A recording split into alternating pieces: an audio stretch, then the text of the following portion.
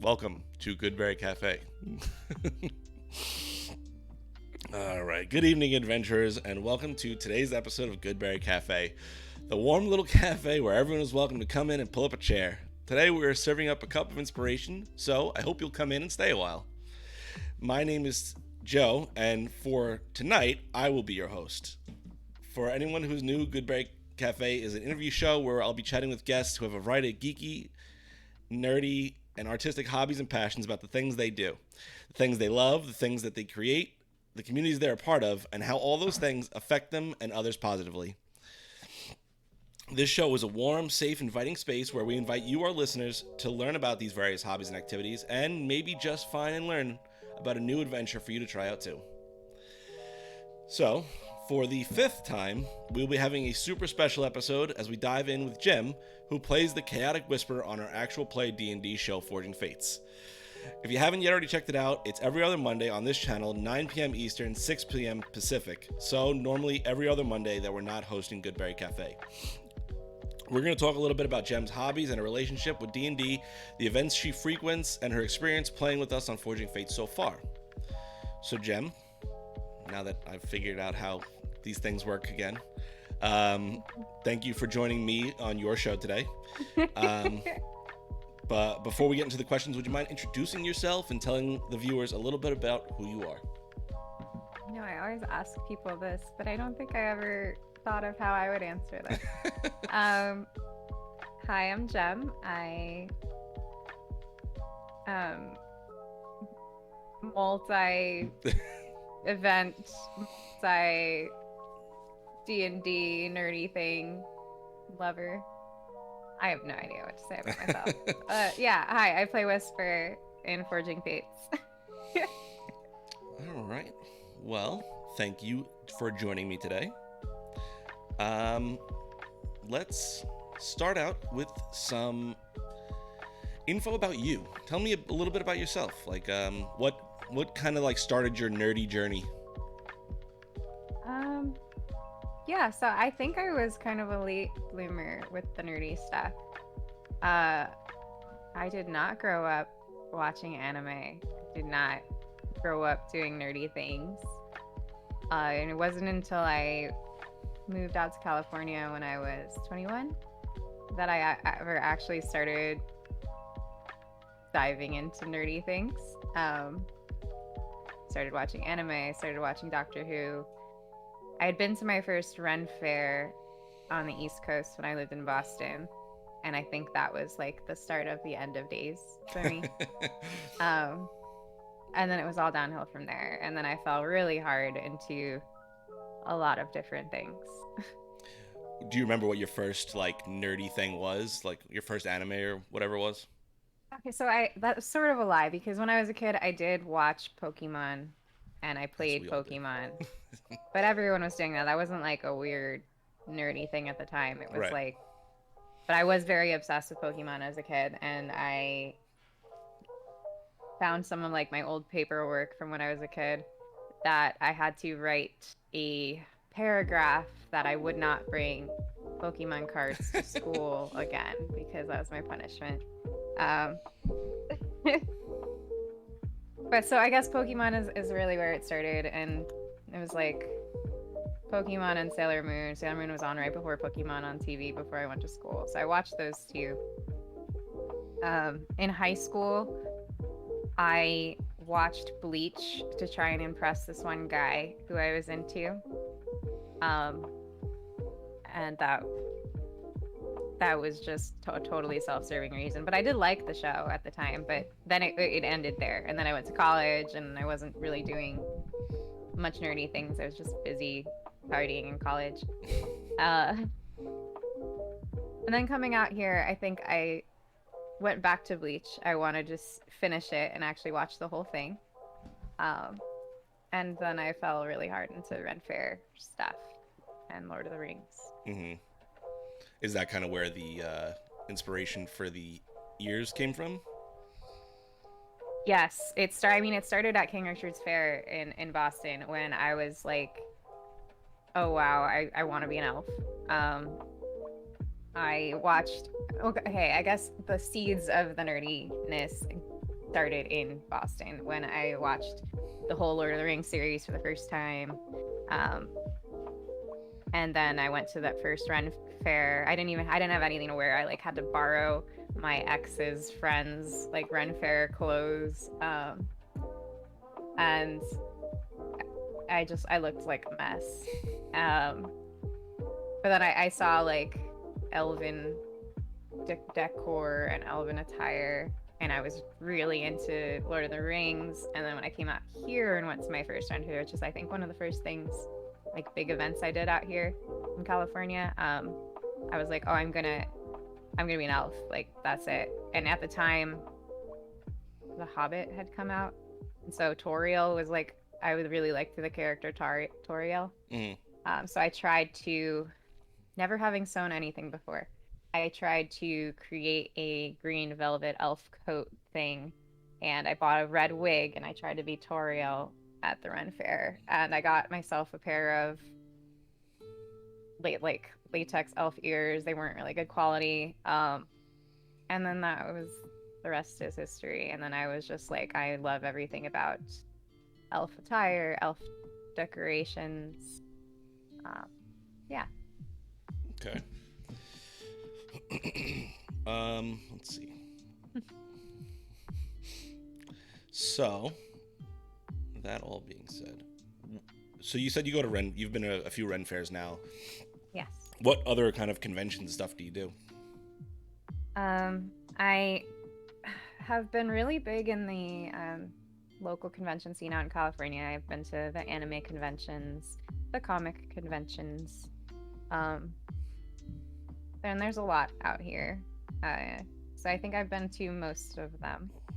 I don't attend nearly as frequently as I used to, but I used to help run this group that would help organize and find parties at the conventions, because I realized that there was a lack of everyone wanted a party, but no one knew where to go at conventions. So made a space for that. That was pretty fun for a while, but haven't really gone back to that momentum since the pandemic happened. Right.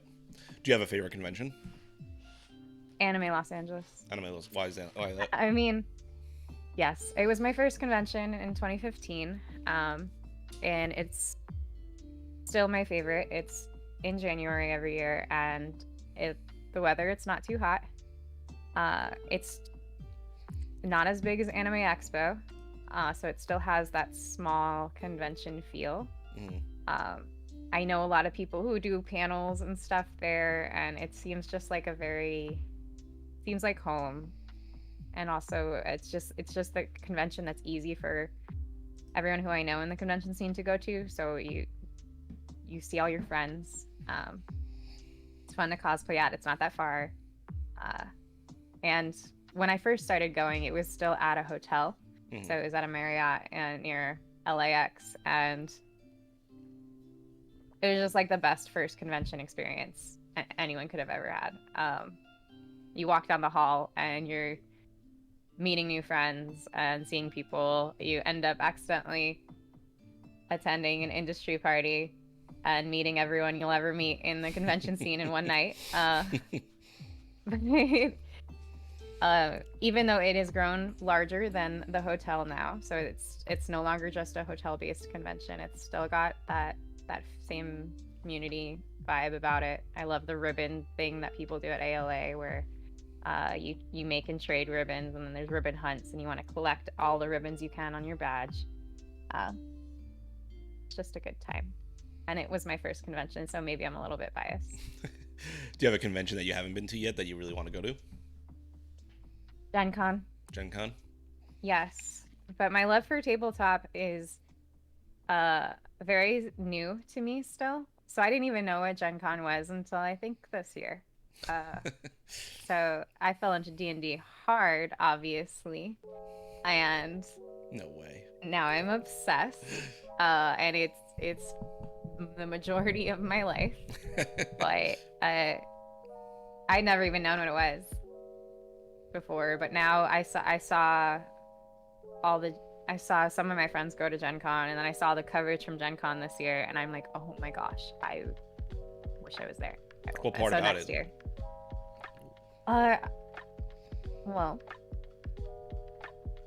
I'll say in comparison, I go to Comic Con whenever I can, San Diego Comic Con whenever I can. And so this year I went to Comic Con, and yes, it's a comic convention, but I was still like hoping to find some like tabletop stuff in the dealer's hall or like Wormwood or something Right. cool to come home with as a souvenir. And there wasn't much. There was like I couldn't there was like two dice dealers. Um, but being that I just recently became ridiculously obsessed with tabletop, I was a little bummed. Uh-huh. So I want to check out all the products. I want to play all the different games. I want to meet the people that I follow or watch, like Ginny D would be awesome to meet. And yeah, it just seems like everybody wants to find their community and be around people who share their interests and have people to geek out with. I went to the Critical Role cosplay meetup at San Diego Comic Con, and that was my first time going to. It was my second cosplay meetup ever, but it was my first time going to like a Critical Role thing, and I went to the Critical Role panel, and it was. I've been so obsessed with Critical Role, so it was so freaking cool to cosplay with everybody there and meet, like instantly know you have that connection with others. And we had like a big Keyleth Vax like photo that we all did, and it had all the different versions of Keyleth, and it was just fun. And so Gen Con, I feel like I would just have a whole weekend of geeking out and having fun with making new friends, and it sounds awesome. Do they have? Is it like a cosplay thing there too, or no? Is that I not feel really a like Gen Con thing? I don't know. I've never been. I'm gonna cosplay. I know there is cosplay, but I don't think it's anywhere near as big as it is as like Comic Cons. What's your number one cosplay for Gen Con this year? Keyleth, Oh, it's obviously. Keyleth. Keyleth. Well, I'm assuming the event is 3 days, maybe four. It's four. So I'll From what have I one saw. for each day. Keyleth will be one of them, 110%. Is Whisper one of them? I mean, she yeah, she needs probably. representation. Yeah, I'll probably do like Whisper on Sunday when I'm too lazy to like, because I'm so used to like dressing up like Whisper now. I do it every other Monday or so. So that one's a nice and easy one. I can wake up hungover on Sunday and just. Any tips or tricks for someone like who's like myself? I think I've been to New York Comic Con once, and that was the only experience I've had for Comic Con, and I went by myself. So it was, I was just like walking around holding my little paper, like I don't know what to do. I went to my first con by myself, and it changed my life. As so a veteran there's now, what are your wrong. tips for that young gem who's lost in Comic Con? Well, it depends on the size of the convention, really. Like ALA was a perfect con to go to by myself because there's not a lot, like, there's a lot of people, but because it has that like small community feel, it's a lot easier to step into spaces, especially if you're someone like me who has social anxiety.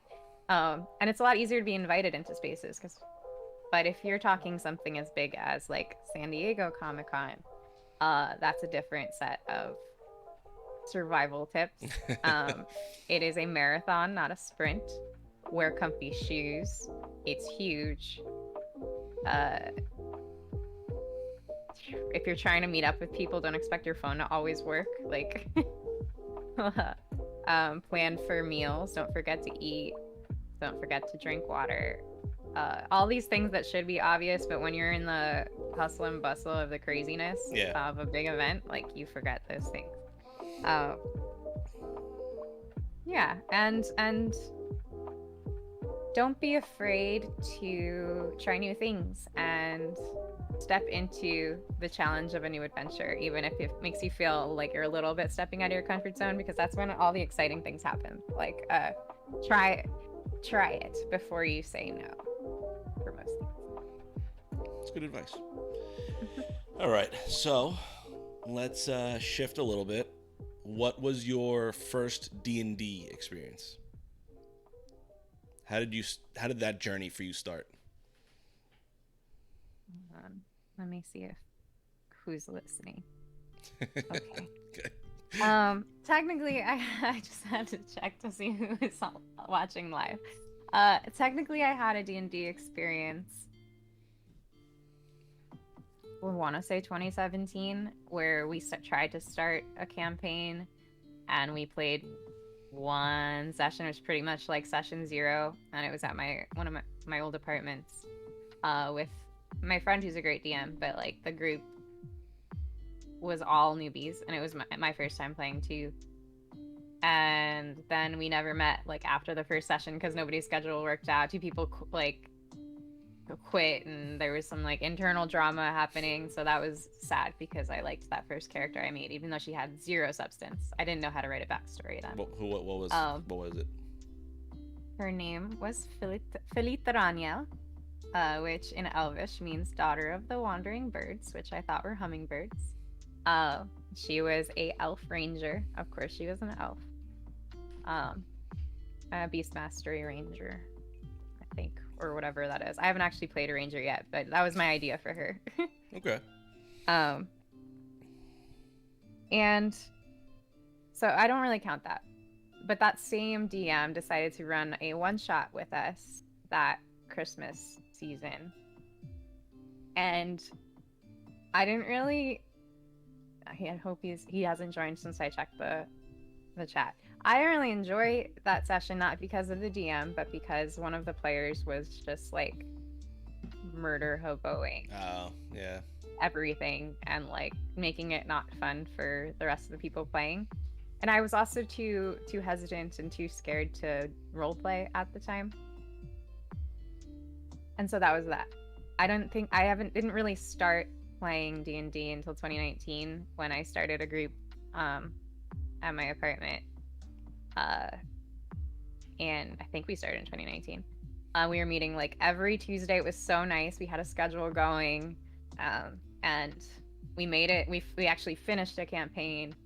We are still in this campaign, but with almost entirely new party. The random things, various things that have happened to the party members. The DM's still the same, but now we like rarely play because adult life is really hard to schedule. Yeah.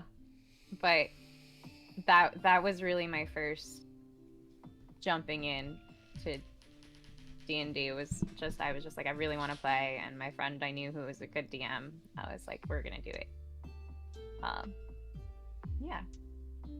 So how do we go from playing with your friends in an apartment to forging fates? What does that process look like? I loved playing. It took me a little bit to get used to how to play in that campaign, but thank you, Jason, for being the most patient and gracious DM. I don't think he's listening, but just in case. I loved it, and I wanted more. And honestly, then the pandemic happened, and I moved, and we weren't meeting in person anymore. We weren't playing virtually at the time. Like, too much was happening. And I accidentally started listening to Critical Role. My partner would listen to the Critical Role podcast, and I would be doing other stuff and working from home and like doing life in the pandemic.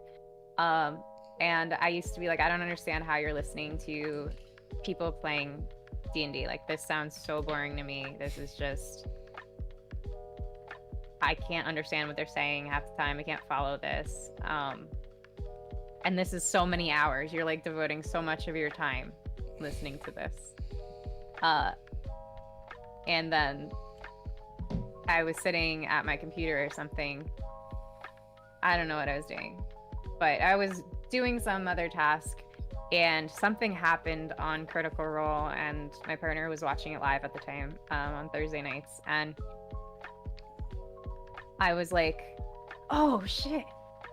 And it turns out I've been like subconsciously listening this whole time, and now I was invested in campaign 2, and then I was like, well, fuck, now I kind of get it.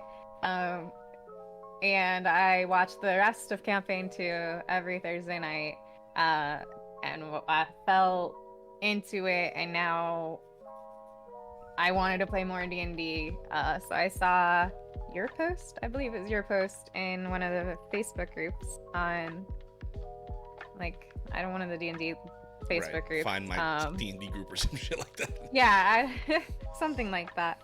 And like what I said earlier, if you see something that kind of scares you, if it doesn't cause you or any other people harm, lean into it. One of my like mottos for the past couple of years, honestly, was lean into the chaos.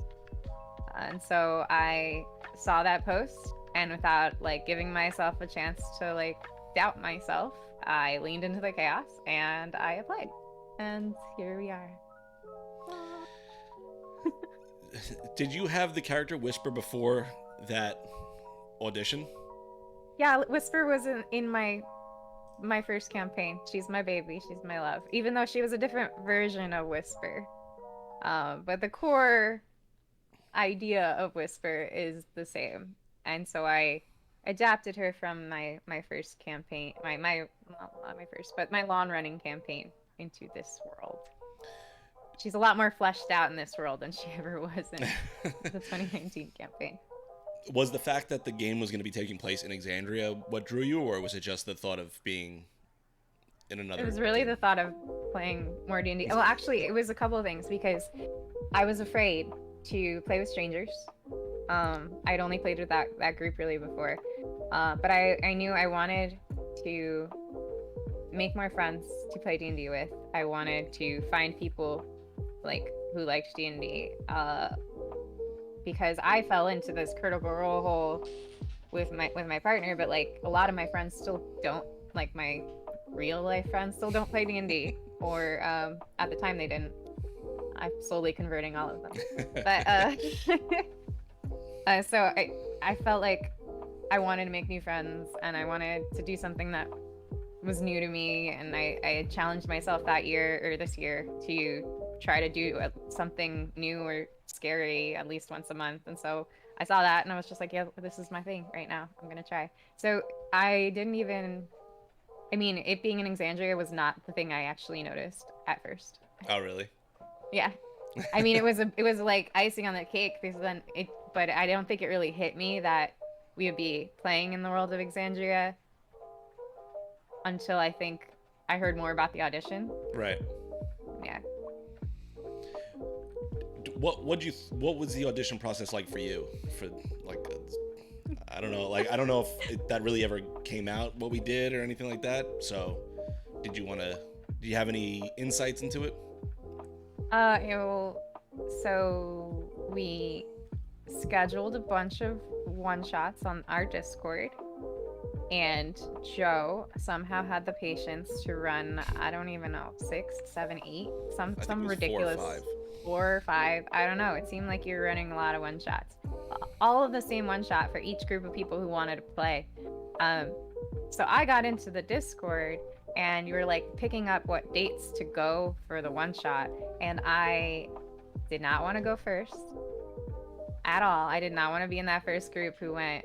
So I wasn't. But I was absolutely terrified to do it, because I'd never played with strangers before. And so I think that's what scared me the most, because I was like, what if I'm actually like a really terrible D&D player and my friends are just like the being worst nice player to me? ever. Yeah, like what if I'm really stupid and like I don't know what I'm doing and everyone gets annoyed with me? Or what if the way that I roleplay is just like terrible and everyone, yeah, I don't know.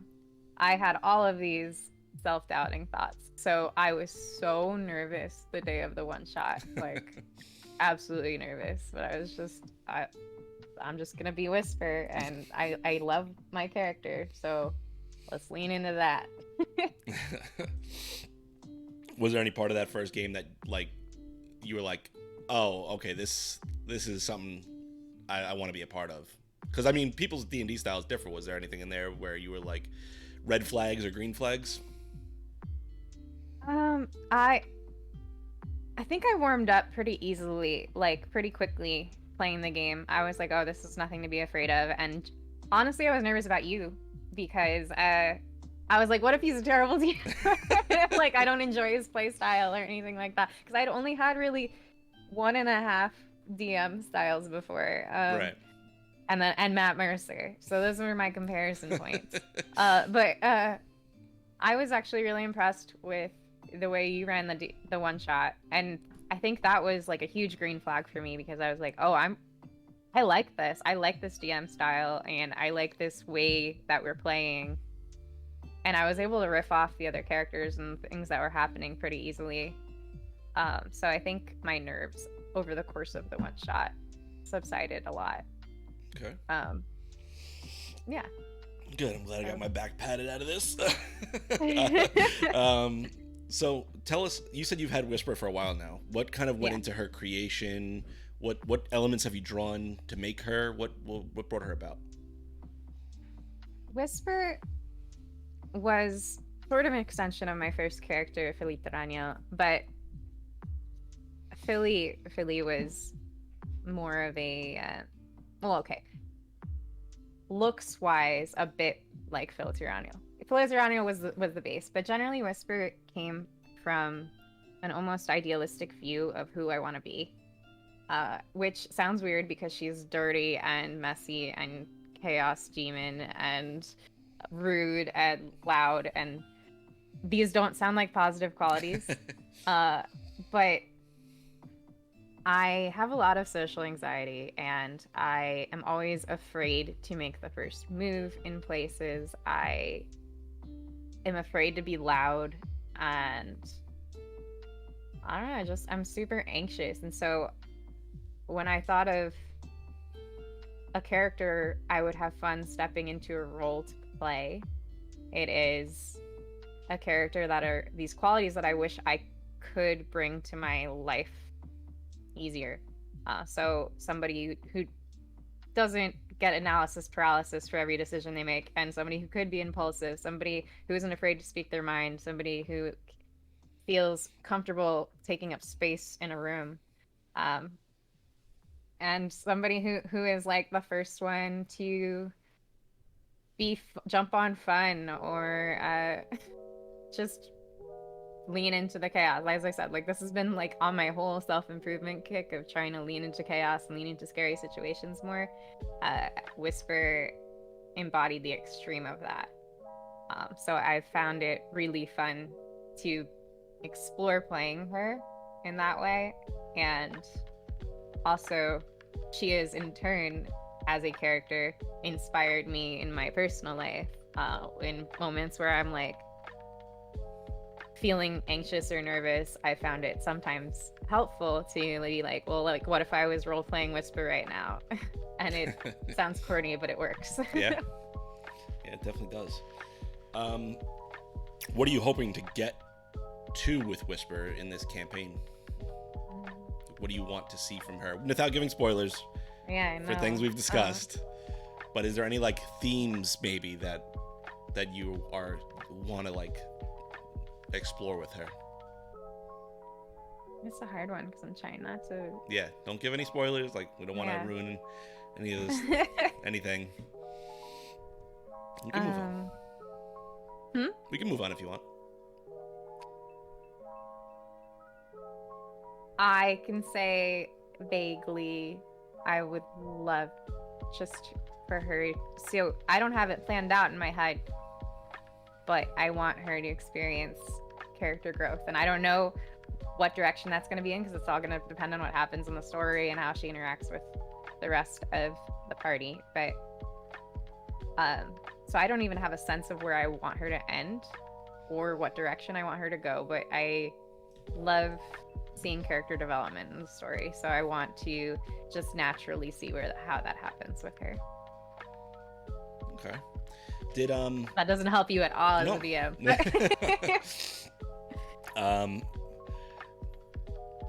What was the backstory like? Because you already have Jem. Was a lot of that from her previous incarnations, or is that like all fresh? She had a very short, not fleshed out backstory in the previous incarnation of her. But for you, well, you initially just asked us to give a backstory, and I sent you like 7 pages. Uh, Loved it. Loved every but page. then you're like, you even like forced me to go beyond that, which was awesome. And I had to come up with, like, yeah, I had to come up with a lot more details that weren't there before. But there was a concept that I used for her in my past game, but Mhm. I gave her, I feel like, a soul for this game. And since I did that for Whisper in the other campaigns I've joined since, my backstories have been extravagant.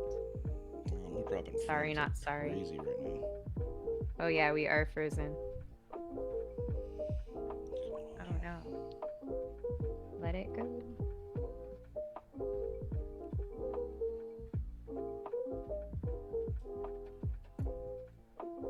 Ooh.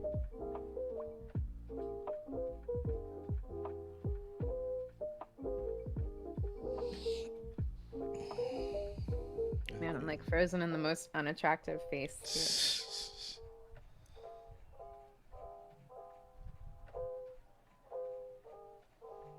It might be better. I think I just had a hiccup in internet speed here. These Yeah. things do happen. Yeah, we're back. Yay. Yeah. I don't know Oh, what they're. no, my internet's going out again. I can see it. Oh no.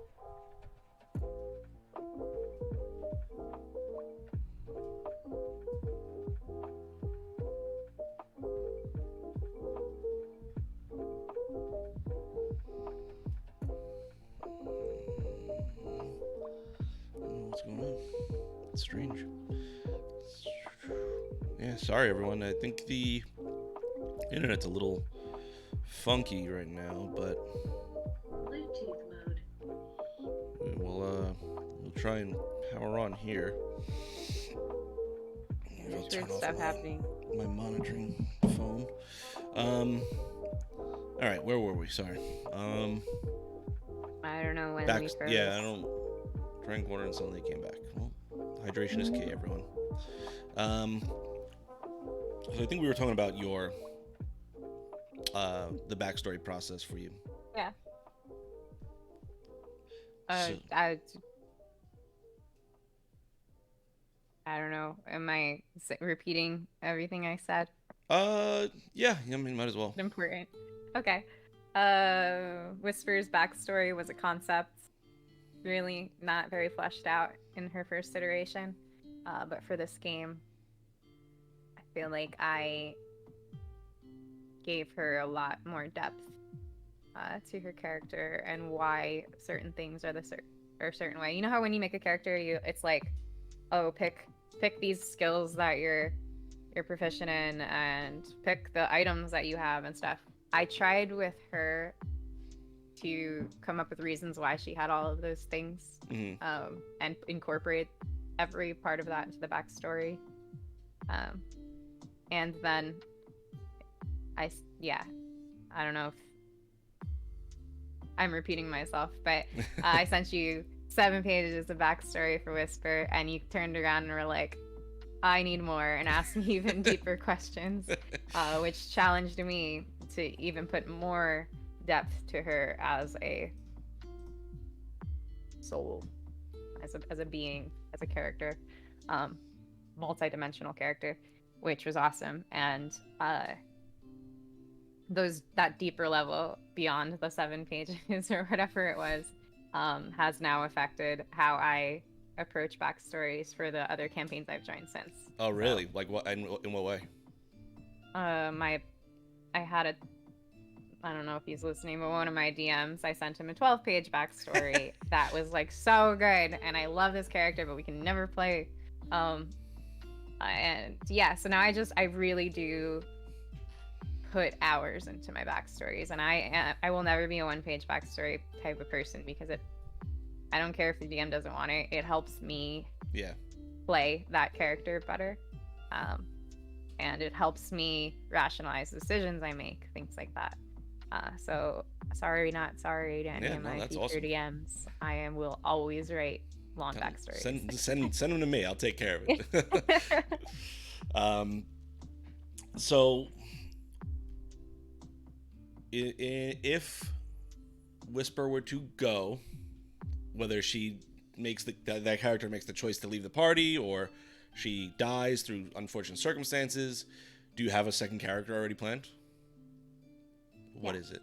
Can you give us a hint?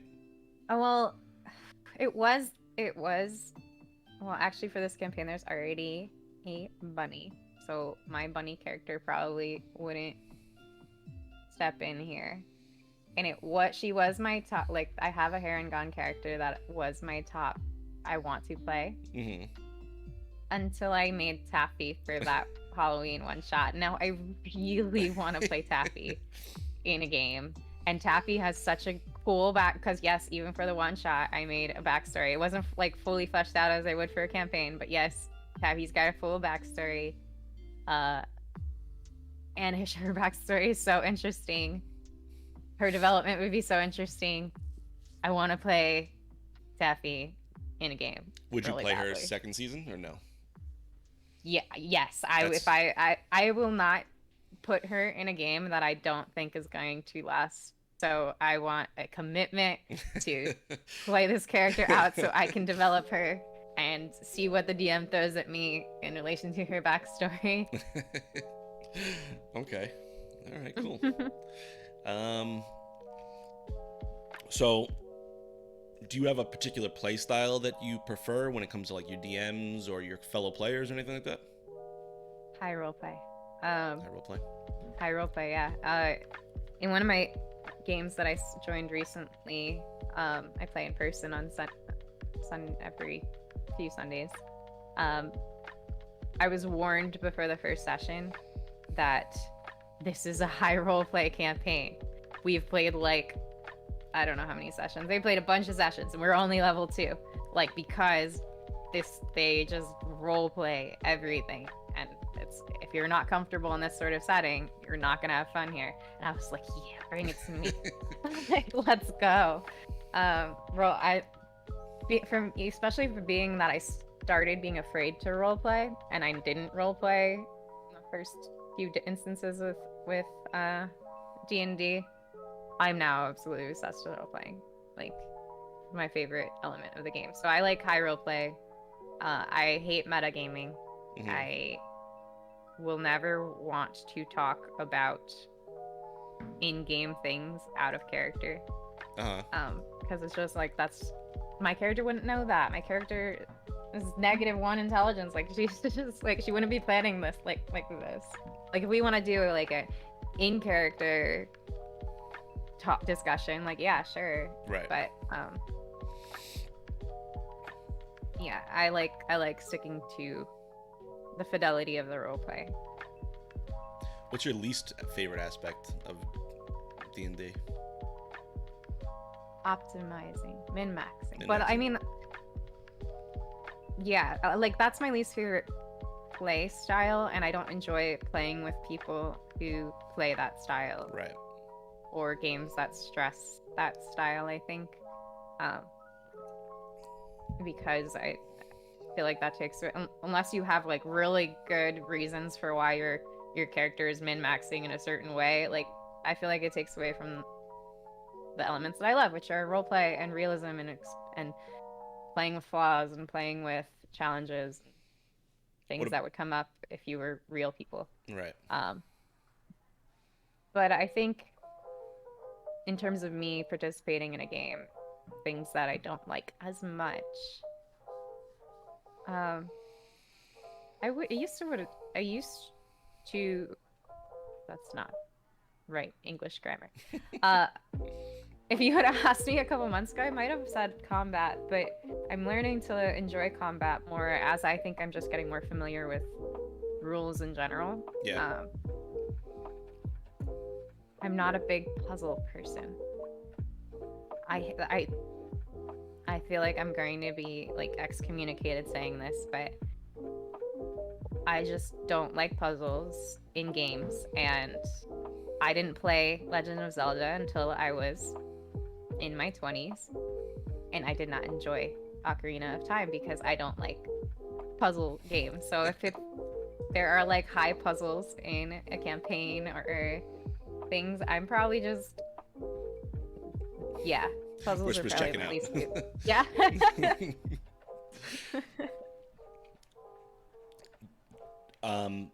Do you any others like RPG games that you've played that? Like tabletop? Yeah. Mm,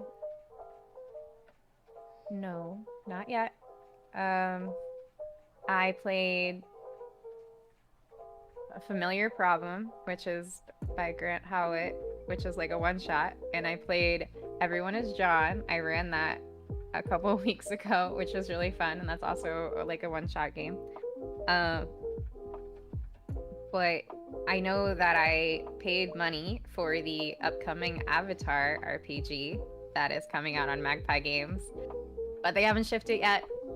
Like every other Kickstarter, everything is delayed, but it's apparently coming soon, and I'm excited to play that. It's gonna be hard because I think I want to play that, not DM it, but I will be the one who owns Right. the stuff. So normally the Yeah. onus of running the game falls on that person. So I want to play that. I explored the Cortex system a little bit. There was a Dragon Prince RPG that came out, and I got the playtest for that, and I was thinking I wanted to run that as like my first time DMing, but I fell off. And the Cortex system seemed a little complicated, so I'd have to go back to that now that I'm a little bit more seasoned. Mhm. But no, that's like I want to play all of the things. I want to try, especially like my past guest Hector was telling me about like DM-less games. Like that sounds so cool. Like yeah, nobody has to like not play. Like let's go. It's just time and a group of willing participants. Yeah. All right. So do you have like a favorite class that you've played so far, or one that you really want to try? Druid. I mean, I trees. Druid. I am a druid. Tomorrow I'm finishing my tattoo where I have a vine coming up. Well, I'm not finishing. I'm adding to my tattoo where I have a giant vine coming up my leg. Like, I am a forest creature. But a class that I want to play, I don't think I ever want to be a cleric.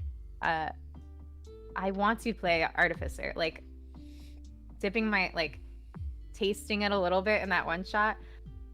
And all the like ideas for flavor you can add to that class. That class is all flavored. So powerful. Yeah, I want to play that Artificer really badly. And I'm toying with, yeah. I ultimately at some point I think I'm gonna play every class at least once. Yeah. But really do want to play Artificer. And the bunny is that I want to play in the campaign is a bard, so Okay. I do want to play a bard at some point. Do you know which kind of bard? No, Okay. no, because I want to start her at level 1. Like okay, for her story she has to start at level 1. So Okay. So I know you've never DM'd. Do you? I'm about to. Yes, I don't know. Like, what are you most excited about doing when stepping into that DM chair for the first time? I'm terrified. I don't know if I'm excited at all. Like I'm so scared.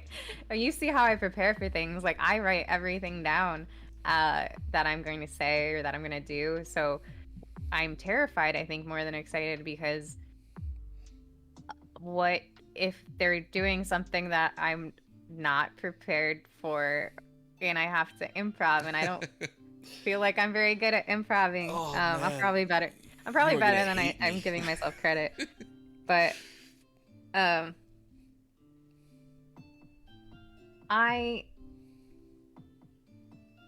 because I love roleplay, I am excited to interact as NPCs, I think.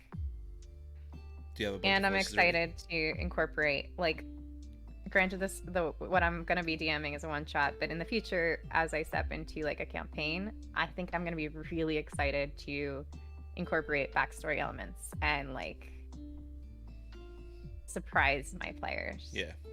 Yeah. What the hell was I just gonna ask? Anyways, because I'm like, you're like the anti-me for notes. Like your notes for this show were more notes than I have for like my campaign. Yeah. Do you prefer theater of the mind or like actually having like a map and Visuals. I'm yeah. so visual oriented. I like that's why I think I struggled with Critical Role at first because I suck at just audio things. And as a GM, I know I like writing and I like doing things like that, but I've always sucked, even as a kid, I always sucked at describing things. So show me a picture. It helps me as a player see it, and then in the DM chair, I'm like, it has green eyes and black hair, and I don't know how else to describe him, but if I show you a picture, it'll be better. So, how many games do you think you've played in total? Like now? Campaigns? Yeah.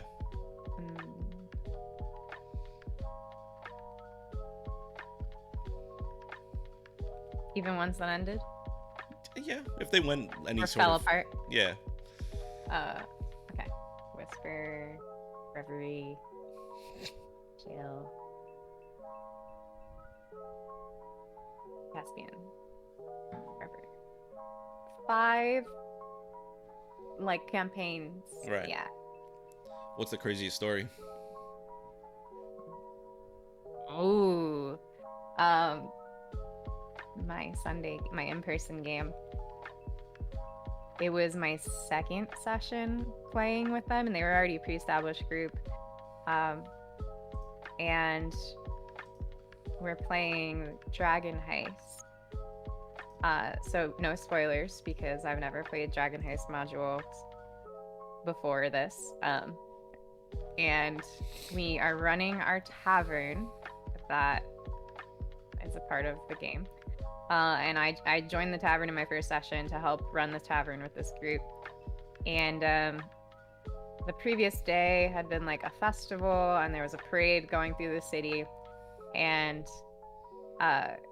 in the middle of the festival, it was so crazy, and the DM did such a good job of like describing all the things that were happening at the parade. There were flyers that were being thrown out, and I picked up a flyer, and it was advertising a carnival that was in town.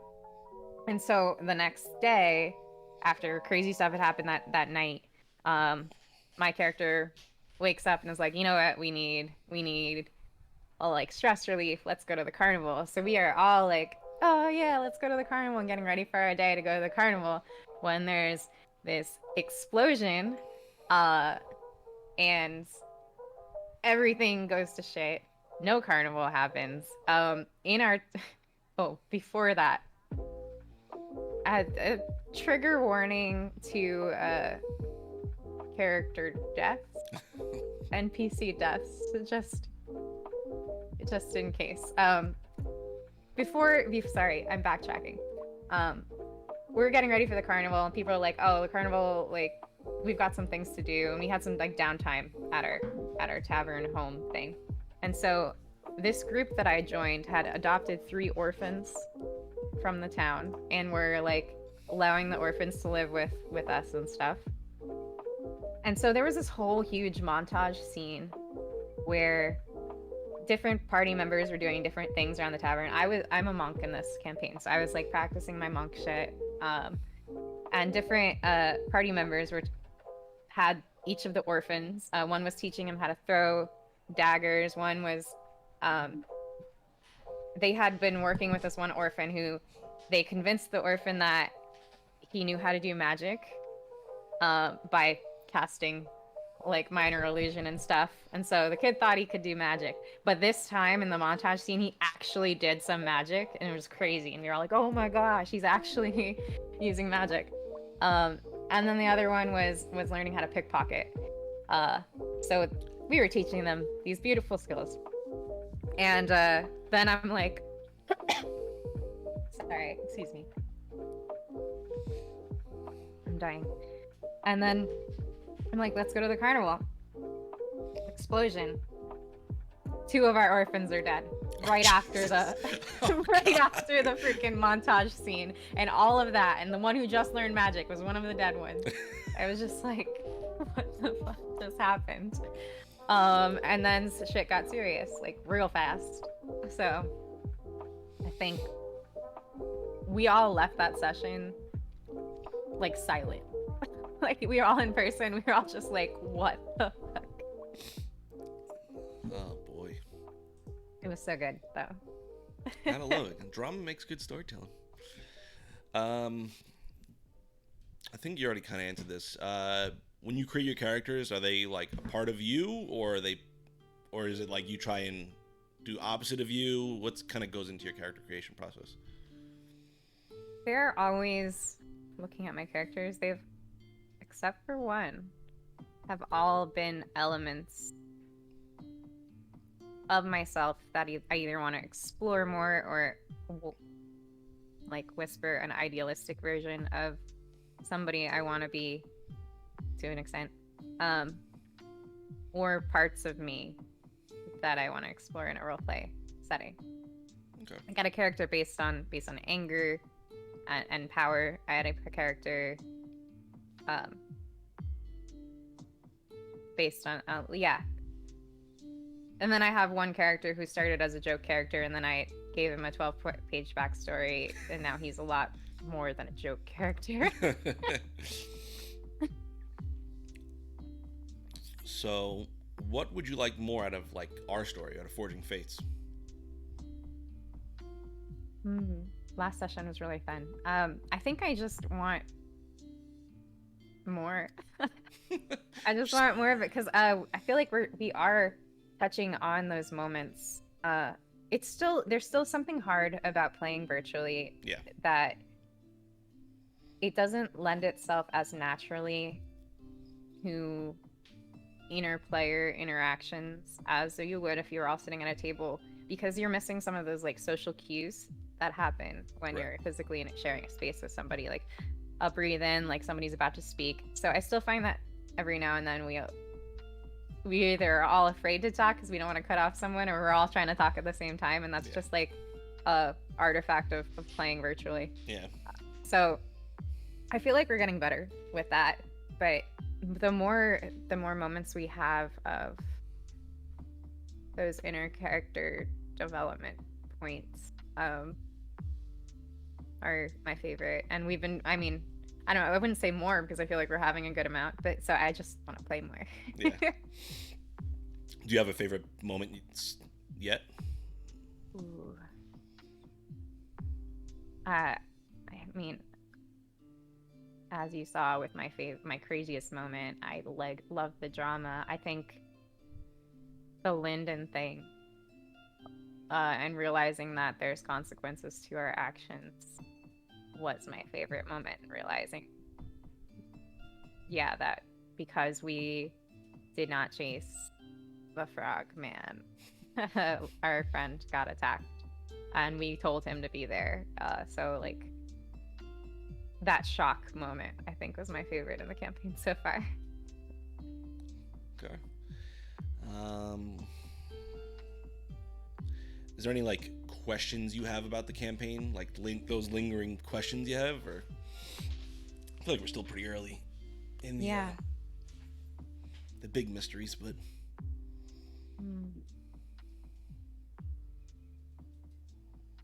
I don't know. Yeah, I think we're too early to tell. I feel like we're overcoming a crest in the story arc at last session. Yeah. So I'm excited to see whatever you throw at us next session. Yeah. Yeah, it's I every time I talk to someone about it, it's like, yeah, we're finishing up our first arc, so I feel like it's I had frog legs. Easy question to answer right now. Let's see here. Do you have a setting you want to play in? I think we kind of answered this already too. I just got Space Jammer. So did you? Yeah, or Spelljammer, not Space Jammer. Spelljammer, because I want to try playing in a space setting, even though that the idea of it overwhelms me a little bit. Like it seems so big. Yeah. Like Yeah, you're not. I wouldn't even know how Yeah. to plan for that. Yeah, I don't want to DM that. No. Yeah. I'm out. So that sounds fun to me. Yeah. Who would you cast to play Whisper? Fuck myself. Ooh. Ooh. Dude, I have no idea. I know it's not fair because I give people this question.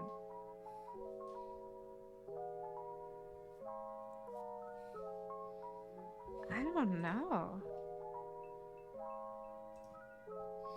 I'm like blanking on actresses completely. What do I even watch? Critical Role. Like I feel like that's all I've watched in the past year. I don't know. I'll have to get back to you on that one. Okay. Unless anyone has any good ideas. Yeah, shout out your fan casts. Yeah. Too hard. Is there any scenes that have happened so far that you really want to see in fan art? Ooh.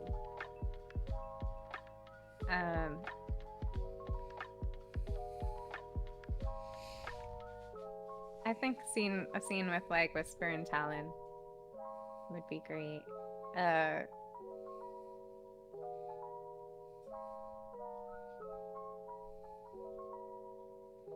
I think Tristan and Whisper hanging out in front of the building. That's what I was gonna say. Just them like shooting the leaned shit. up against the Yeah. steps. Just Yeah. don't tell Gormy, okay? Yeah.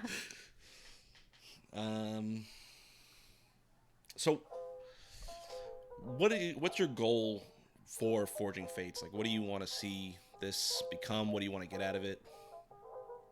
I just want to play D&D. Just want to play D&D. Simple.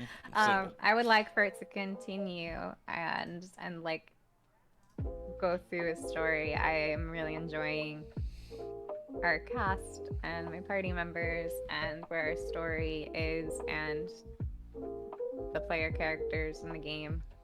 So I think my goal is just for it to continue, and I would love to bring on some fun guests to the show. Well, leading right into that, do you have a dream guest?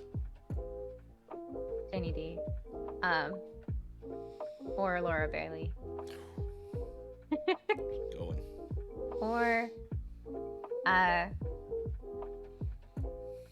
going through Abria.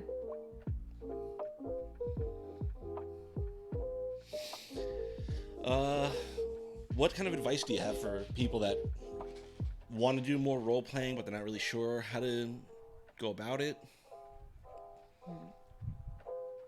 Drink a Red Bull before your session. That's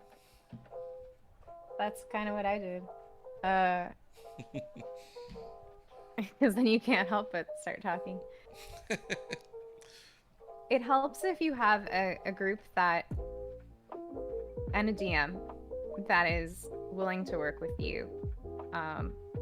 Like, there are moments where, I know this is beyond your control if you want to roleplay more, but there are moments where your DM can step in and just make sure that you have a chance to speak. Like, and what would your character think about this? Or if there's a downtime, just the DM giving those prompts. So maybe as a player, if you have an understanding and a good DM, which all DMs should do this, but telling your DM maybe privately that you want to roleplay more. So maybe if there's any way that you could be prompted to roleplay in those scenes, or he could work with you, or they could work with you. But as a player, in terms of things that you can control, I think it's just something you got more comfortable with in time, and being willing to step into spaces like when there are downtime moments or quiet moments, and not being afraid of what everyone's going to think about you, because you're all playing a fantasy theater of the mind imagination game together. Like, you're all nerdy as fuck already, so Uh, all pretenses out the door. And nobody's going to judge you, or if you're in a trusted table, nobody's going to judge you for slipping up or for trying. It's always better to try, at least. Have you ever tried acting before? When I was a kid, I wanted to be a theater kid really badly. And I auditioned for my school's Christmas Carol.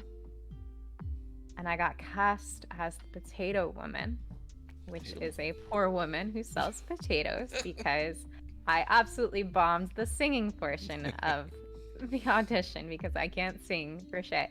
So all of my acting hopes and dreams that day were slashed. I also have huge staging, like stage fright. Yes, stage fright. That's what it's called. So I have really bad stage fright, so that didn't help either. So I liked acting, but then after that year, I did not want to be Potato Woman anymore, so I joined the tech crew. And then I worked on productions from behind the scenes because I still loved it. But yeah, I think acting could be fun. I just know that as somebody who doesn't sing, that cuts off so many options or avenues. Bluetooth mode. What is it about tabletop role-playing games that you think has really begun to captivate the public? First, the critical success of Critical Role, then Stranger Things bringing it back to a much more public light, especially this season. Are you excited for more people to step into the hobby? What? That's my question. Yes. What has captivated the public? I think as adults, we don't get to use our imagination ever. And we're never in a space that people allow us to use our imagination. As an adults, we're not supposed to be fun. We're not supposed to play. We're supposed to adult and be serious all the time. So unless we're playing like an actual game, like video games, but like you're not, adults who act silly in public are made fun of or considered cringe. So I think what draws a lot of people into the tabletop space is the ability to explore our creativity and our imagination in a way that a lot of us haven't touched since we were kids. It's in a way like exercising our brains in parts that we have let fester, and many of us have let fester and die in the perpetual rat race of capitalism. So I think that is one aspect of it, but it's also like life is hard, and stepping into roles that are extra to yourself or totally different from yourself and getting a chance to play around with that helps you explore concepts of empathy, and it helps you work through challenges or things that you might be going through in life.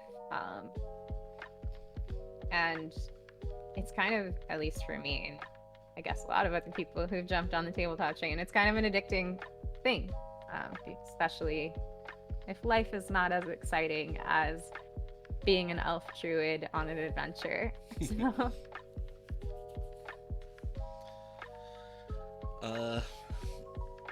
How have your nerdy and geeky passions affected your life, and has it done anything to help or hinder mental health for you? Or? Oh, it's been amazing. I was a totally different person before I moved out to California, and I was a very dark place before I moved out here. And then coming out here and discovering the communities that I discovered through the Renaissance Fair community, which was the first one I fell into, and then the anime convention community, and then the Burning Man community, and all these different Wasteland community, all these different creative communities that I have stepped into it's been wonderful. Like, I love the opportunities that I've had out here and the people I've met. The confidence that a lot of these things have brought me, the sense of community, the just being around like-minded people and having those people to geek around with. It's just a nice feeling to be in a space where you feel like you belong. Because a lot of my life, like when I go to my day job, I do not feel like I belong at all. Like I always feel like an alien. And in any job I've had, even in college, I felt like I'm too weird and everybody, I don't know, nobody understands me and I don't understand anybody else. So finding a place where you're accepted for all aspects of your identity, and encouraged to express yourself in various creative ways. It's been great. And I think that's what the nerdy communities and the artistic communities can provide for us. So, what would you say, or who would you say, are some of your biggest influences or inspirations? That's a hard question. In what area? Life and like how you want to be, like what you hope to grow, with yourself. Mm-hmm. Oh, so like personal. Yeah. Area. Okay. I think I got a weird one. Zelda Fitzgerald. So F. Scott Fitzgerald's wife. She, when I first learned about her, she like totally captivated me.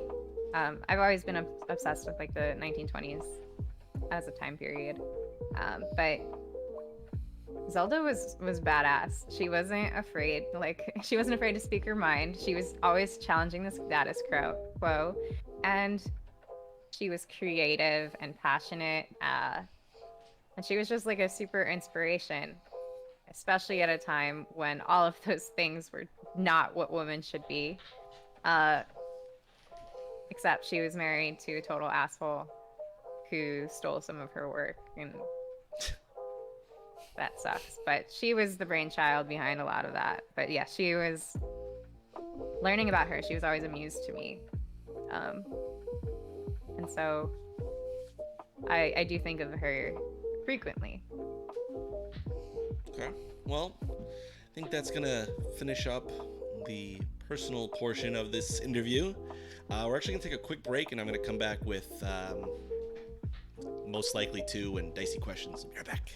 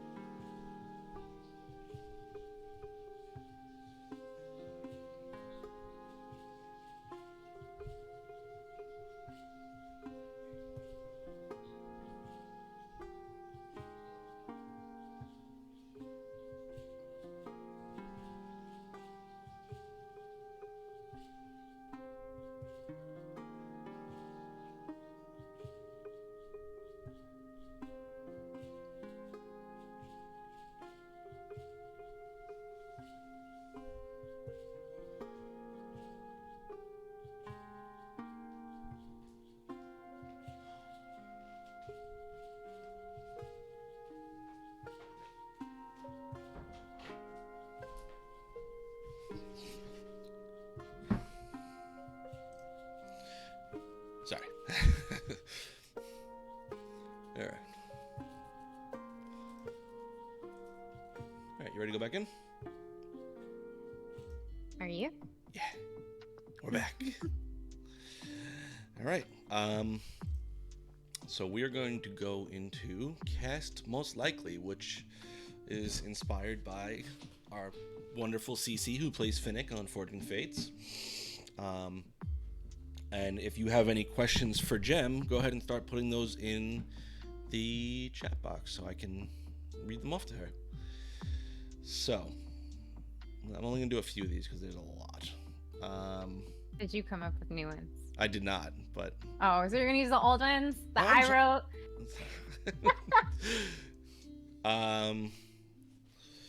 Let's see. Most likely to look the coolest in a fight.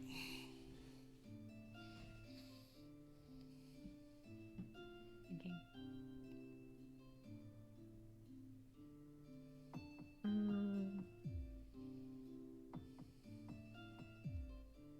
want to say Finnick. Finnick. Yeah. Okay. Why is that? What's the scene you're Finnick's picturing got in your some head? like dark shit happening. So yeah, I'm gonna go with Finnick. I just imagine some like darkness, blackness, redness. I don't know. I'm seeing it in I can't describe things. So I'm seeing it in like I'm seeing it in my head. Very cinematic, like release of anger or like internal struggle. I don't know. We're going with that. Who do you think has the most secrets in their backstory? Finnick. Yeah. Yeah. There's something happening there. I can't wait. Who do you think's the most likely to die in a trap? Whisper. Whisper. Yeah. Your passive not perception's not too smart. bad, I thought. Yeah, but she's just not smart. It's like, there's a button there. Oh, it's just... This looks like a trap. I should push it. Yeah, like that's... Who do you think's most likely to become a great leader? Formrock. Stormrock.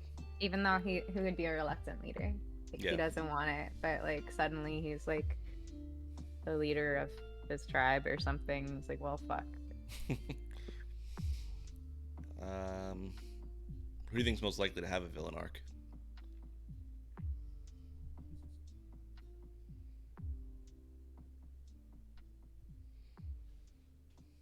I thought Clover was close there for a bit. Clover still surprises me every now and then. So I feel like Clover could, if something happened so serious, she would be really unpredictable and just explode. So I think Clover.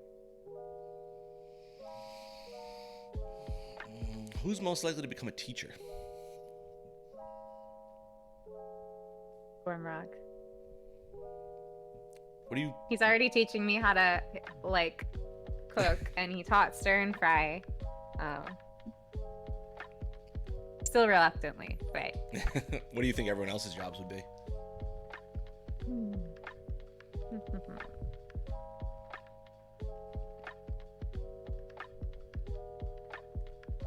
That's tough.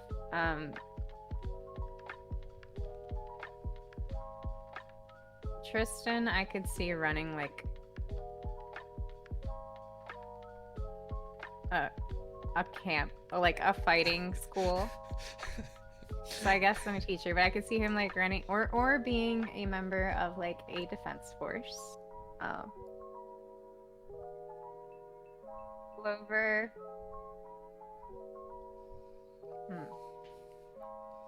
Maybe I'll go back to Clover. So I don't see Clover on her family's farm. Like, Clover's meant for bigger things than just to work on a farm. I could kind of see Clover, like, sailing, like, on a ship to, like, a new place and, like... Yeah. Clover explores new lands. Clover pirate art. Yeah. Need. Yeah. Finnick. Once Finnick like deals with whatever is haunting her, I kind of see her like settling down and like being like a librarian or something. Like something in a small like quiet town where she's got like a garden inspired by her times of venturing with Clover, and has learned how to cook, so has this little cottage where smells of like sweet cookies. I don't know. Quiet life, humble life. About Whisper. I don't know. What would Whisper do?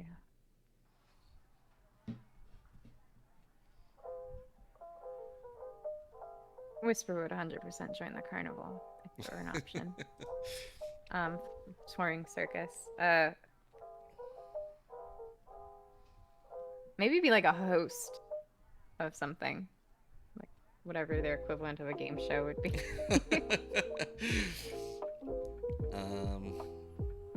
Let's see. Who is the most difficult to buy buy a gift for? Kristen. Tristan? Why is Yes. that? Because so far, what we know about Tristan is he is angry, and we know what he hates. But I don't think I remember trying to ask him his favorite color, and I don't remember if I ever got an answer. Like, I don't know what he likes Right. other than hitting things. He's a complex character. Yes. What would you buy everyone else? What would Whisper buy everyone else, I should say? Oh, it's nothing. Whisper would buy people like doodads that she like, but probably not put that much thought into it being personalized to the people. So that's probably not a good like the equivalent of Jimmy Jam, like stupid stuff. Yeah. She would buy everyone like something stupid, like a duck toy that actually waddles or something like. Oh, that'd be funny just to have an army of gifts that all follow the player characters, but they're just random fucking toys.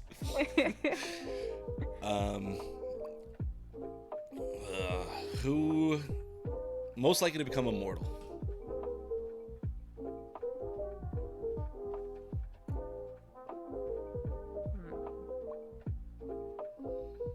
That's hard. I would have said Felix. I think I'm still gonna go with Felix. Yeah. I feel like he's the only one who would have an ambition in that direction. Like, we all have ambitions in different directions, but like, I feel like he wanted to master things, and he would either be by accident or the next challenge or thing to learn. Who do you think's the first one to die?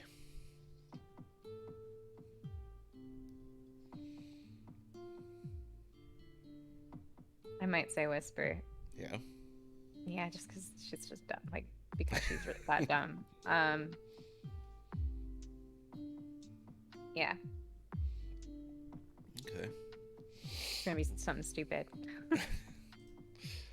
All right. Well, let us go into the dicey questions segment.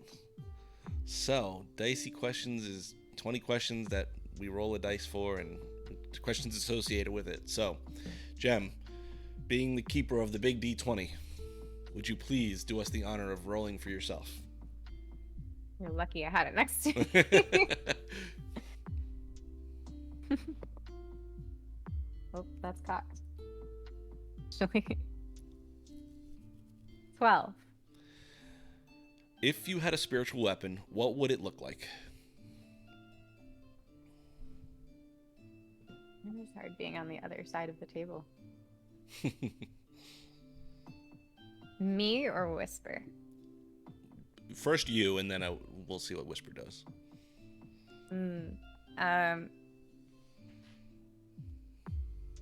I would have a whip. It's not very fancy or creative, but like, just in general, I want a lightsaber whip so bad. Like, if I was a Jedi, my lightsaber would be a whip.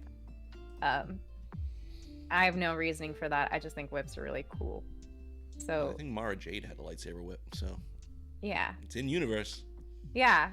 Well, is Mara Jade in universe, or is that? Not yet. Yeah. So me, it's not very creative or fancy, but yeah, I want like a lightsaber whip. For Whisper,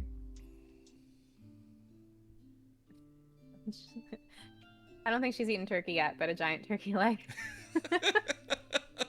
Okay. All right. don't you go give us one more roll from that big D20? 3. You have a team of 4 to save the world. Who are you picking? You asked me this question.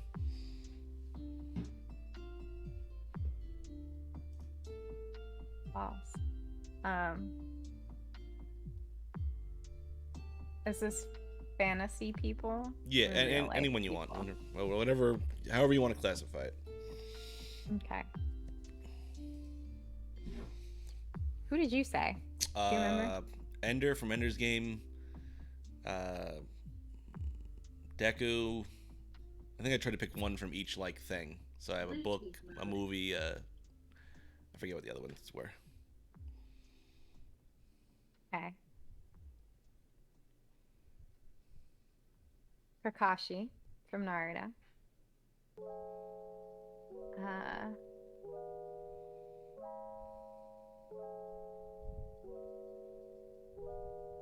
What's his name?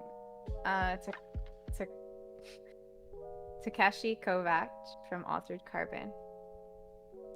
Okay.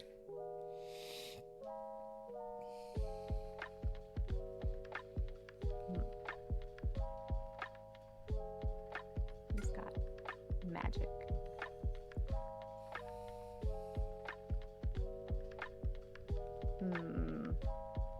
This is really hard. This is a hard question for me to throw on people. I'm like blanking on everything I like. Korra. That's because I love Korra. Who's got magic? Help me think of somebody who's got good magic. You got Constantine.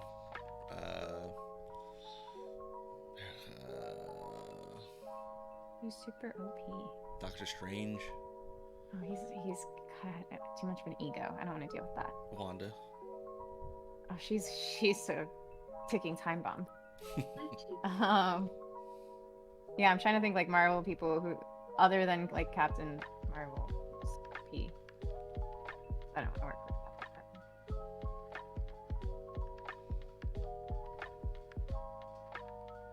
I don't know, man. I mean, Ned from Spider-Man. He opened the portal one time. No. Yeah. Geez. Let's just do Spider-Man because he's adorable. And Oh, that was this one is of mine too. That's right. Terrible team. Like, this team will not work together very well at all. My brain is fried. All right. Well, with that, how many dicey questions do you usually do? I do 2 or 3 depending on how the questions are coming in on the chat. All right. Well, we got a lot of questions, so Cool. let's dive in. The first question is from GPS88. If you can spend the day hanging out with one of your friends' D&D original characters, what would you do? Why? And would you end up friends? Is this me or Whisper? I think it's you. Would you, Okay. if you can hang out with one of your friends' D&D original characters, what would you do? Yeah. Why? And would you end up being friends? I would hang out, like, I feel like it's a cheap answer, but I would totally hang out with Whisper. So I'm not gonna go with that one, but just know I would hang out with Whisper.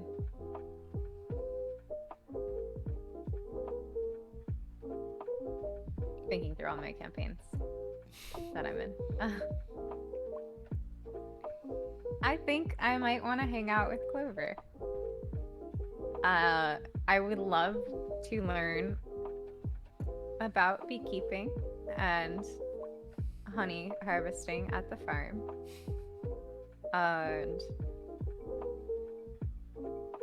yeah, I think I would just have a great time, like, learning farm stuff from her and hearing her views on life. And yes, I think we'd be friends. Okay. Well, November Leaves 11 wants to know, if Whisper lived in our reality, what would her ideal job and social scene be? Oh, Whisper at 100%. Ooh. I was gonna say she'd be an influencer, but maybe not.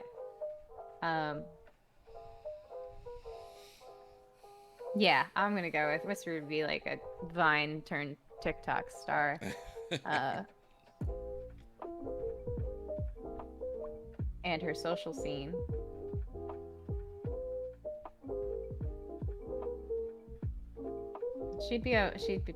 Probably be like a rave girl, festival girl.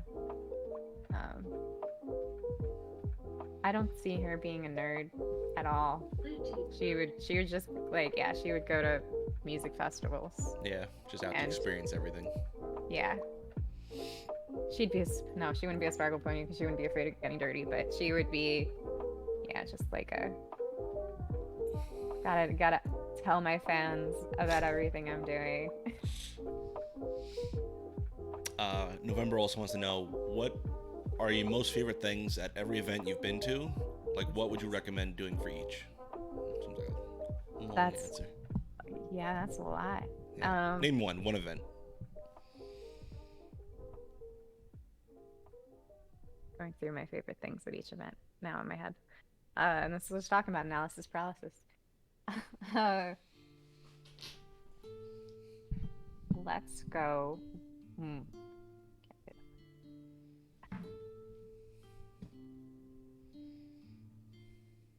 Let's go with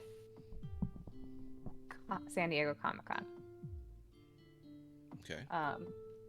My favorite things to do at Comic-Con are not actually in the event. They're the activations that are outside of the convention hall, so you don't actually need a badge to go to them. But every year, the big companies all come out and throw together these like crazy like mini immersive experiences. My speaker back there is just going crazy. And they're really cool and they put a lot into them. The lines are always ridiculous. So if there's any way to make reservations beforehand, do that. Most of them are pretty much free, but they're really, really cool experiences. And then you get to be in San Diego in the middle of all this crazy geek city stuff. So yeah, that's my favorite part of Comic-Con. Okay. Reader and Rogue asks, what is your second favorite Studio Ghibli movie? I mean, I also want to know what your first favorite Studio Ghibli movie is, so. My first favorite is Howl's Moving Castle. Second favorite is Nausicaa, Valley of the Wind. Really? Okay. Yeah, I really like Nausicaa a lot. Okay. Let's see here. GPS asks,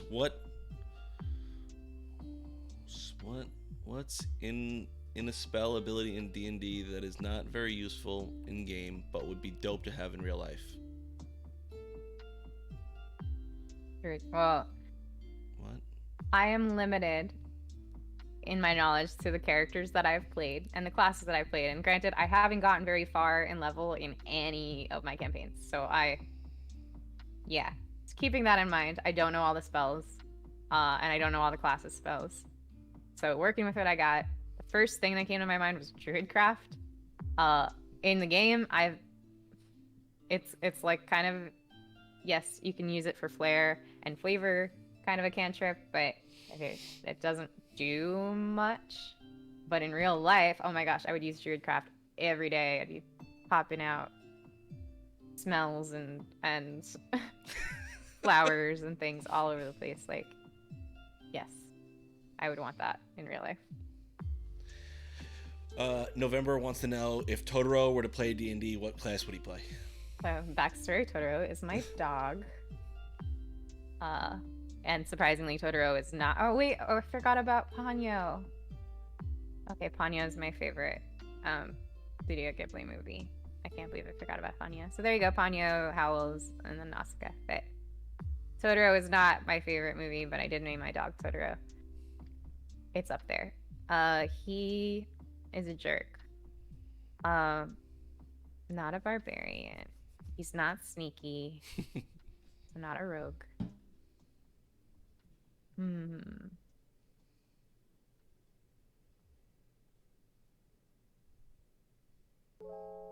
He might He might be a bard. Got a high persuasion roll. People just look at him. Yeah, and he's moody and pushy, and he's got a bard personality, like Brodero. He's goopy. Brodero? Is that what you just Yeah, said? that's what we call it when he's acting like a jerk. We call him Brodero. That's fucking great. Okay, well, between all the characters you made, what's a skill that one of them has that you would want for yourself? Like Whisper's ability to eat anything, or Caspian's seafaring knowledge? I have a monk that I play, her name's Shale. I want Shale's, like, dexterity. Like, the ability to do cool monk shit and, like, have balance. Like, I have terrible balance in real life, and I'm always running into things. And I just want to not. I would love to be graceful. It's just not something I was born with. So, like, yeah, I want, like, Shale's ability to be graceful and have good balance. Okay. What 3 songs best describe your day-to-day?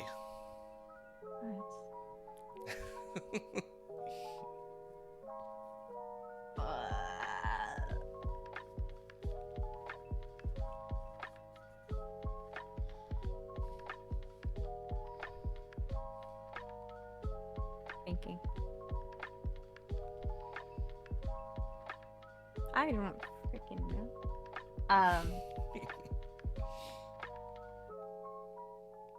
I don't know why I just can't think of anything. I can't think of shows that I like, or like media that I like, music that I like. Everything is just not here today. They did not show up for work.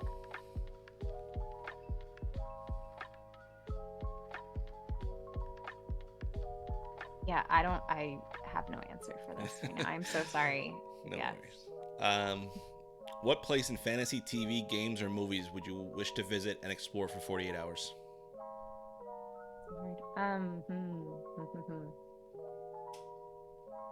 Not the world of Lord of the Rings, because it kind of freaking sucks, even though it's like beautiful. And the Shire would be great to party in.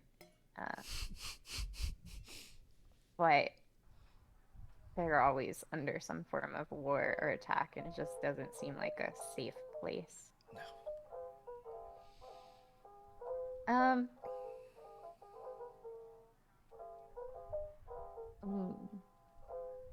I was gonna say something, but now I'm thinking about the world of Critical Role and like what's really cool in Critical Role.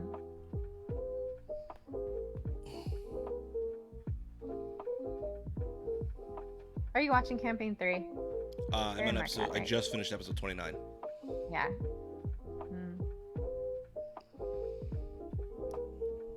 I'm adding a caveat to this. With someone familiar with it, I want to go to the Feywild. But I know if I just went to the Feywild, I would probably die. And forget all of it. I want to go with a trusted Fey companion. What do you want to do? See everything, meet Fey creatures, talk to mermaids, like, dance with fairies. I don't know. I want to see things that I can't even imagine. I want to see magic. I want to frolic. What's the number one Fey creature you'd want to meet in real life? I wouldn't want to meet an elf because that means elves exist and I'm not one.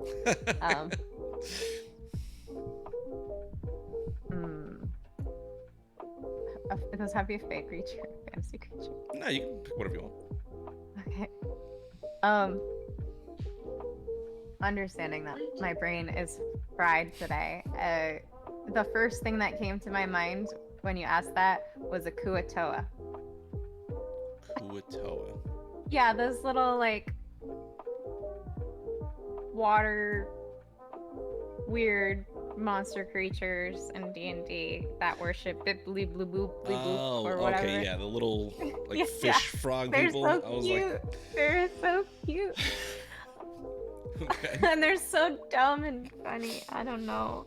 That's probably not like my serious answer, but that's what I'm gonna go with because that's where my mind went. I was like, yes, I want We to went meet a from good. mermaids and elves to a dumb fish man.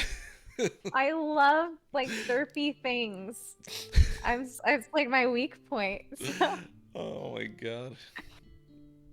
November asks, and there seems to be some sort of subtext to this. What is the craziest thing you've done lately? that's a subtext because that's my question. That's Uh, my opener. Gotcha. That's not fair. I would say.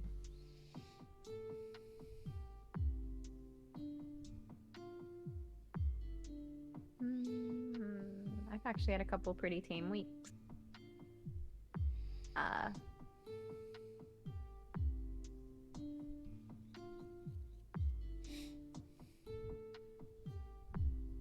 I don't know. That's weird because normally I have something ready and raring to go for this. Now I have a couple of pretty tame weeks of that. My life has been mostly calm the past couple of weeks. That's a good thing too. I think I gotta go back to Wasteland for this, and the craziest thing I did was go to a post-apocalyptic camping festival for 4 days, and I learned how to lockpick, which was really cool. I saw things on fire, and How do you get into something like that? I gotta ask. How do you what are you doing that suddenly Wasteland and the apocalypse thing, like how do you find that fucking culture? Because that's just insane to me. I love it. It's the greatest fucking thing ever. When you start dipping your toes into nerdy communities, you find that they all overlap like Venn diagrams. So the same people who work fair, which when I came out here, the first thing I did was work fair before I went to conventions or anything. So I worked fair, and I met people who told me to go to this cosplay convention, go to ALA, and then also the same people who work fair work like haunts and the Halloween stuff, and also the same people who work fair work or go to Wasteland. So I was exposed to the Wasteland culture, and then you meet other artists and creative people, and the creative people are all like, "Oh, you should go. Have you heard of Burning Man? You should go to Burning Man." And like so, there's all you just start, and then you meet people, and as long as you're willing to say yes to those experiences, you realize that it's all connected. I love it. They seem like they're fucking awesome. Let's see. If you can travel anywhere in real life, where would you visit?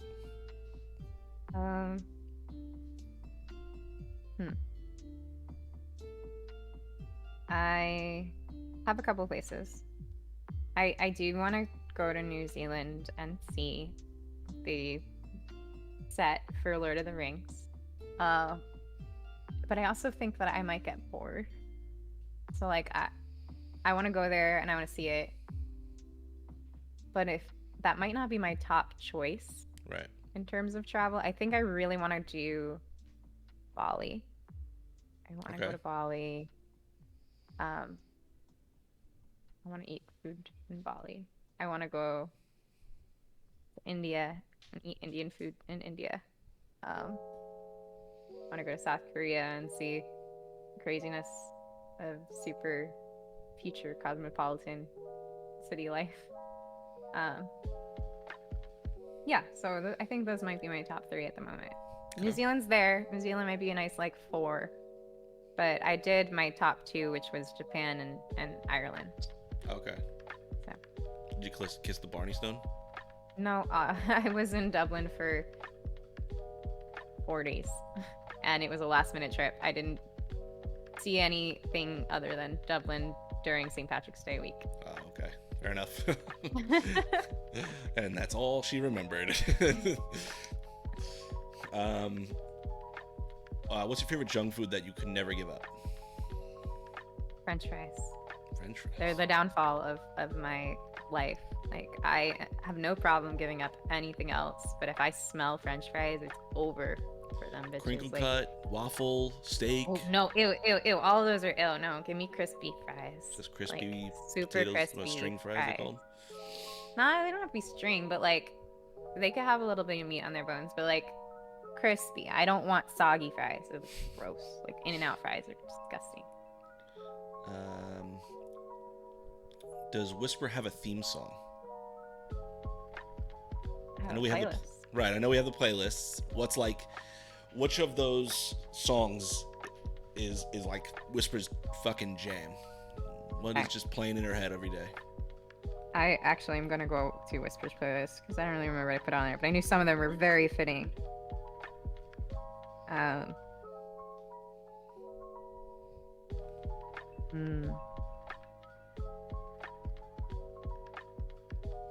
She's got theme songs on this playlist that I would say, but I would give away stuff.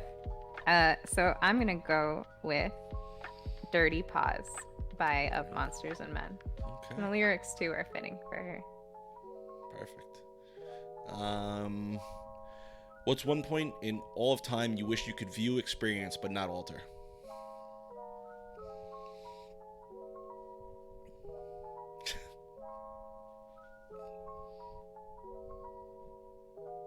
I'm realizing through this that I don't do good with questions that put me on the spot, because it's like my cogs are not cogging. Yet I do this to people. Yeah. So now I'm learning empathy for my guests. You know what? Let's go to the 70s. Let's go to Woodstock. Let's go. Yeah. All right. I have no like butterfly effect like changed or anything to happen, that means I don't have like a moral responsibility to go and like do things that would save bad situations. Yeah. So yeah, let's just go have some fun. Cool. All right. Well, that brings us to the end of all of our questions from the viewers. Yeah. Sorry. For what? Sorry, I didn't, for the people who asked questions that I struggled with. Good. You're good. Well, as that brings us to the end of this interview, is there anything you want to plug? Where can people catch you? Before I plug myself, yes, I do want to announce the winner of my TikTok contest that I ran for. I've got to get their screen name. Sorry. I ran a TikTok contest for a seat at the table for my first ever time DMing. And that's going to be happening 2 Mondays from now, right, Joe? Yeah, I believe so. The 19th is yes. the date, tentative date. Yes. So if you want to see me DM live and be a nervous wreck, join us 2 Mondays from now, where I will be DMing a holiday one-shot. But I ran a contest for a seat at my table, and I am happy to announce the winner today. I hope I'm saying their screen name correctly. But I think everyone who participated in the contest did an amazing job. It was super fun to see how everyone interpreted the challenge. But we did have a winner, and we are excited to have Kawiwirima is their TikTok handle, but I know they're Rima Rabbit on Twitch. They will be joining our table for the holiday one shot. I'm super excited to see what happens, and bonus, it's an evil aligned one shot, so it's gonna be crazy. And Joe is actually, we're gonna flip the tables again, because my DM Joe is going to be one of my players, so I can't wait. Yeah, so everyone be sure to tune in. We'll post more information on our socials about that. Watch me completely stumble over and through my first one shot. Other than that, where can you catch me? You can catch me on TikTok at GoodBerry. You can catch me here on Forging Fates next Monday as Whisper. You can catch me on any of my social media. I go by GoodBerry on most things except for Instagram because somebody has that handle, and it's not even like an active page. So I search it, and it's like this user doesn't exist, but it won't let me have it. So whoever has it, curses a pox upon your household. But I'm Gemaginative on Instagram, but GoodBerry everywhere else. So. All right. Well, thank you, Jem, for joining me on your show. Thank you, everyone, for listening. Everyone in the chat for joining us at Goodberry Cafe. I hope you enjoyed your stay. And I hope you'll join us again in a week. No, that's not For right. Goodberry next year. Yeah, we got next week. We got Forging Fates, and then week after that we've got the one shot. So you will see Jem again next year on this channel. We stand by. There may be some scheduling changes to the channel overall come the new year. We're working on some things, so we may have some fun stuff lined up. Join our Discord. Yes, join the Discord, please. That's a great way to keep in touch with us, see what we're doing. We post the schedule there for about a month ahead. Let's see, what else? What else am I got to think of? We love you all. I will say, GPS, check your Discord. I've sent you messages. Let us thank everyone tonight that has gone ahead and followed and subscribed. Trace Thies, thank you so much for the follow. GPS, Jesus Christ, guy. 3, 4, 6. Thanks for the 620 bits, Ooh. you lunatic. And for the gifted sub. Speaking of subs, that came out wrong. We have our sub goal for the month. I guess it's the month. If we reach 20 subs, I will be shaving my head live on stream for my Kratos cosplay as I play through God of War Ragnarok. And we're like at 15, I think. So there's that. Anything else, Jem? Do we want to raid? Yes. Let me see. Let me get it up. No, that's not what I meant either. I will. Let's see. Raid. Who's active right now?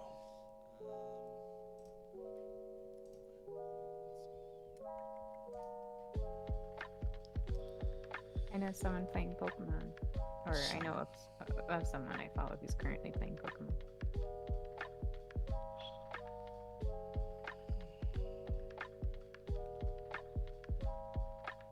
All right, yeah. What do you got? You want me to type their name to you, or say it? Which one's easier? Just write in the chat so I have the spelling. Oops. It closes on me.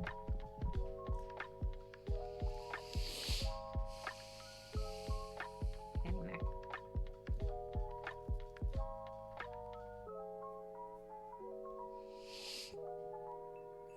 Okay. That worked.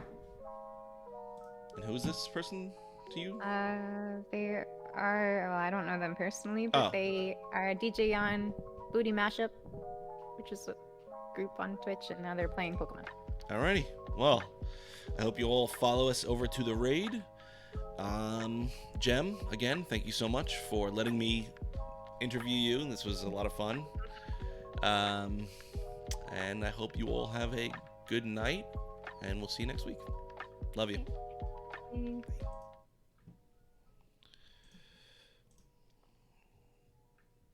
Oh, I can't rate her.